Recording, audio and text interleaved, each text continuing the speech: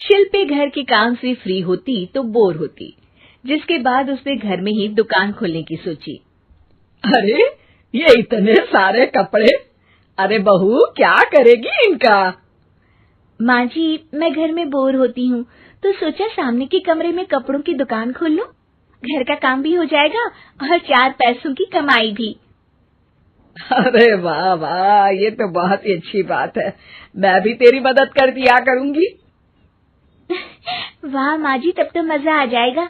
अब हम दोनों मिलकर खूब पैसे कमाया करेंगे। अब क्या था, सास बहू का काम चल पड़ा। एक दिन, अरे राकेश की माँ, सुनती हो? कहाँ चली गई? भूख के मारे पेट में चूहे कूद रहे हैं। अरे नंदिनी, कहाँ हो? भूख लग रही है। पापा कहाँ है माँ? पता नहीं बेटा, भूख लग रही है। आज तो किसी ने चाय भी नहीं पूछी। तभी सास बहू घर के अंदर ढेर सारे सामान के साथ आती हैं और वो भी हंसती हुई। अरे वाह बहू, ये तो बड़ी अच्छी मार्केट दिखाई तूने। बड़ा ही सस्ता सामान था। हाँ माँ जी, और ये सामान हम डबल पैसों में बेचेंगे, मजा आ जाएगा। अरे बहू, भूख लग रही है, कुछ खाने को दे दे। माँ क्या बात है, आज किसी ने पापा को चाय भी नहीं दी?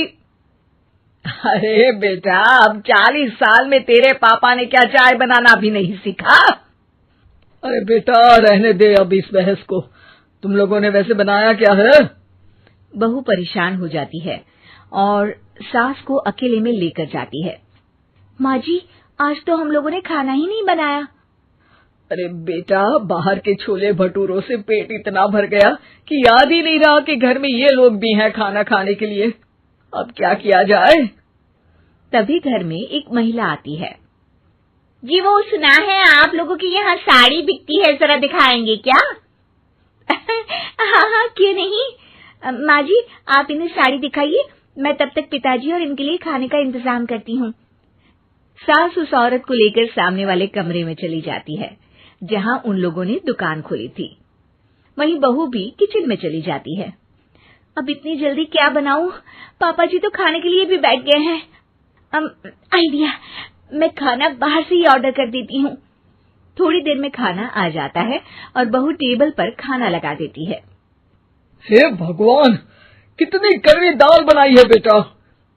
नहीं नहीं पिताजी, वो क्या बात है नंदिनी, रोटी तो चबाई ही नहीं जा रही है, लग रहा है रबड़ खा रहा हूँ। एक तो इतने महंगे होटल से खाना मंगवाया और वो भी इन लोगों को पसंद नहीं आया। तभी सास नोट गिनती हुई बाहर आती है। वाह माँ जी, बड़ी कमाई हुई लगती है। हाँ, मैंने वो 2000 वाली साड़ी 3000 में बेच दी। अरे वाह माँ जी। दोनों सास बहू बहुत खुश हो जाती हैं।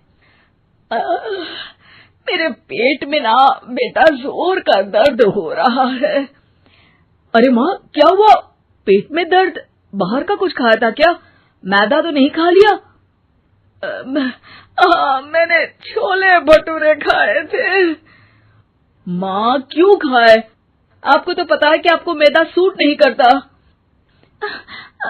चलिए माँ को डॉक्टर के पास ले जाते हैं। तभी अंदर से पापा की आवाज आती है।